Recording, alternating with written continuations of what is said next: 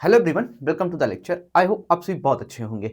आज जो हमारी क्लास है वो आरआरबी फार्मासिस्ट के नॉन फार्मा सीरीज में करंट अफेयर्स की क्लास है। इससे पहले भी हमने करंट अफेयर्स की कुछ क्लासें डिस्कस की हैं, हिस्ट्री की भी क्लास डिस्कस की है, पॉलिटी की भी क्लासें डिस्कस की हैं और साथ साथ में हमने जनरल साइंस की भी क्लासें आपसे डिस्कस की है।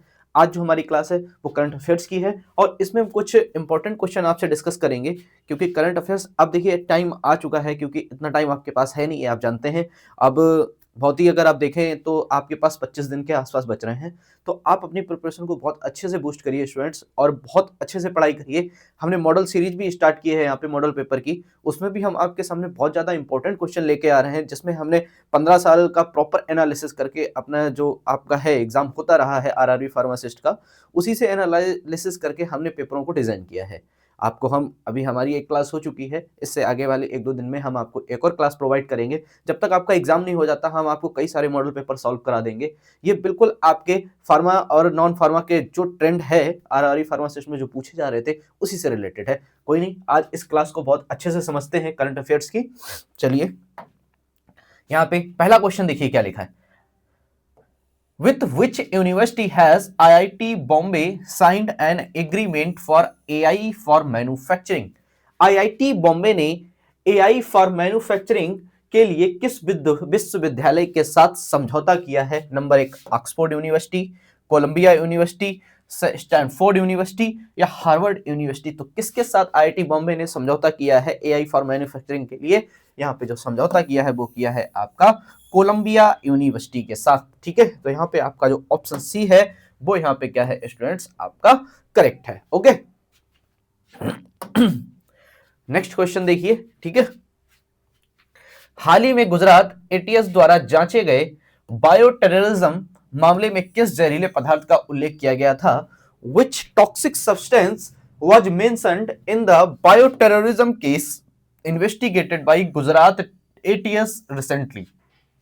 ठीक है, कौन से टॉक्सिक सब्सटेंस को ढूंढा है यहाँ पे गुजरात एटीएस ने? साइनाइड को ढूंढा है, आर्सेनिक को, या रिसिन को, या यहाँ पे एंथ्रेक्स? तो स्टूडेंट्स यहाँ पे जो आपका करेक्ट ऑप्शन है वो है यहाँ पे बी ऑप्शन, रिसिन जो है वो आपका यहाँ पे क्या है, करेक्ट ऑप्शन है।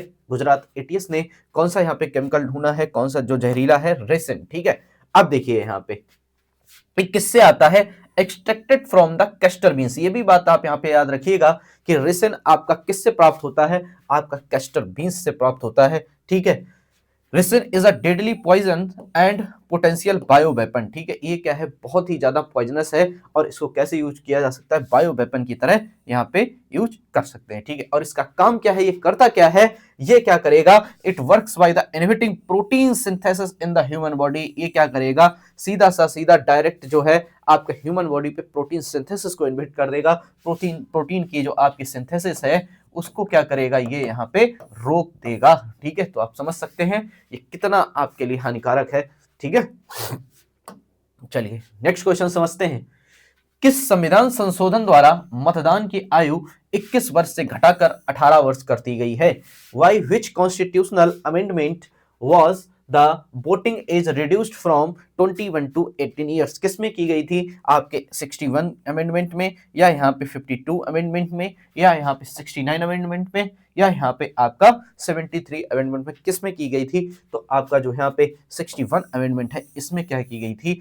आयु को घटा के 21 से 18 कर दिया गया था। ठीक है, आप याद रखिएगा।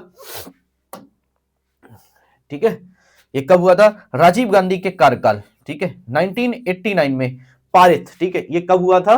आप यहाँ पे अपनी डेट भी याद रख सकते हैं, ईयर भी याद रख सकते हैं कब हुआ था। 61 अमेंडमेंट आपका हुआ था 1989 में। ओके, चलिए नेक्स्ट क्वेश्चन समझते हैं। Which platform has been launched by the Union Ministry of Education to promote AI in teaching? ठीक है, केंद्रीय शिक्षा मंत्रालय ने शिक्षण में एआई को बढ़ावा देने के लिए कौन सा प्लेटफॉर्म लॉन्च किया है? कौन सा किया है? शिक्षा एआई किया है, गुरु एआई किया है, या यहाँ पे भारत लर्न किया है, या यहाँ पे बोधन एआई किया है? कौन सा किया है स्टूडेंट्स? तो आपका यहाँ पे जो करेक्ट ऑप्शन है वो है आपका बोधन एआई। ठीक है, अब इस बोधन एआई में क्या क्या है ये देखिए। ये जो है बोधन एआई आपका प्राइमरी एजुकेशन से लेके हायर एजुकेशन, साथ साथ में Bharat education AI app, open source, ये सारी चीजें इसमें आपको मिलेंगी। आप ऐसे पढ़ सकते हैं, ठीक है। Launched by the education minister Dharmendra Pradhan, Bodhan AI is not for profit initiative hosted by IIT Madras, it integrates AI tools, ठीक है। ये क्या है, यहाँ पे आईआईटी मद्रास द्वारा होस्ट किया गया है और साथ साथ में क्या किया गया, टूल्स किसके लिए, टीचर्स एंड स्टूडेंट्स के लिए, कहां कहां से, प्राइमरी टू हायर एजुकेशन तक। ओके, तो इसको आप बहुत अच्छे से पढ़िए। नया इनिशिएटिव है बोधन एआई, नाम भूलिए मत, हो सकता है इससे क्वेश्चन आपको देखने को मिले एग्जाम में। चलिए, the Asian development bank ADB has approved a $182 million loan for the flood and erosion management of which river in Assam, ठीक है। एशियाई बैंक, एशियाई विकास बैंक एबीडी ने किस नदी के बाढ़ और कटाव प्रबंधन के लिए असम को $180 मिलियन का ऋण दिया है।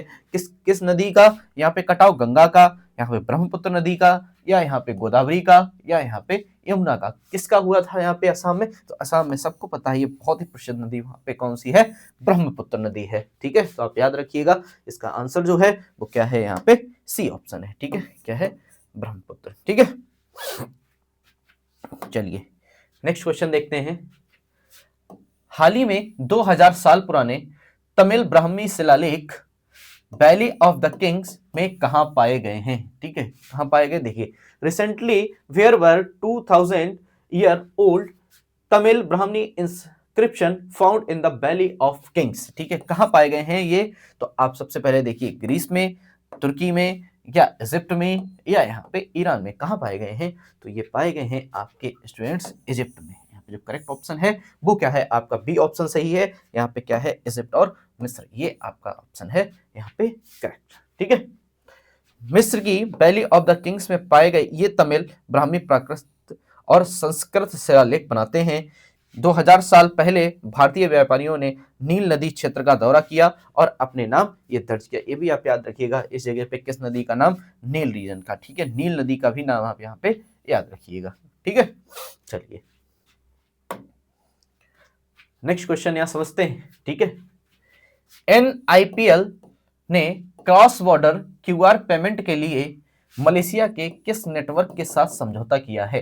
किसके साथ समझौता किया है, ये भी देखिए आप यहाँ पे, with which network of Malaysia has NIPL signed an agreement for cross border QR payment, ठीक है। किसके साथ यहाँ पे समझौता किया है, विच पेमेंट, हाँ, कौन सा पेमेंट जो नेटवर्क है उसके साथ समझौता किया है पे मलेशिया, आपका पेनेट, या यहाँ पे आपका ग्रैब पे, या यहाँ पे फेफ पे, या यहाँ पे एलाई पे, किस पे किया है, यहाँ पे जो समझौता किया है वो आपका किया है पे नेट से। ओके, यहाँ पे जो आपका ऑप्शन है स्टूडेंट्स वो क्या है, इस जगह पे आपका ए ऑप्शन इस जगह पे क्या है, ठीक है, ठीक है। अब एक चीज है यहाँ पे, आप देखिए पढ़ सकते हैं, यहाँ पे देखिए, NIPL इंटरनेशनल ने मलेशिया के पे नेट के साथ साझेदारी की है, ठीक है। इससे भारतीय पर्यटक मलेशिया में पे नेट QR कोड स्कैन करके यूपीआई एप्स गूगल पे और पेटीएम से भुगतान कर सकेंगे। देखिए कितनी बढ़िया चीज है, यहाँ पे क्या किया गया है, NIPL ने क्या किया है, यहाँ पे मलेशिया में पे नेट जो है वो लॉन्च किया। इससे क्या कर सकते हैं, जो भारतीय हैं जो मलेशिया जाते हैं वो अपने यहाँ पे गूगल पे से, ठीक है, और पेटीएम से क्या कर सकते हैं, वहां पे पेमेंट कर सकते हैं पे नेट को स्कैन करके। तो मलेशिया में ये वहां पे आपका वर्क करेगा, ठीक है। थैंक यू स्टूडेंट्स, ये इंपॉर्टेंट क्वेश्चन मैंने आपसे डिस्कस किए। इस क्लास को यहीं पे खत्म करते हैं, इसके बाद भी हम आपको इंपॉर्टेंट क्वेश्चन एक्सप्लेन करेंगे नेक्स्ट क्लास में। Thank you students.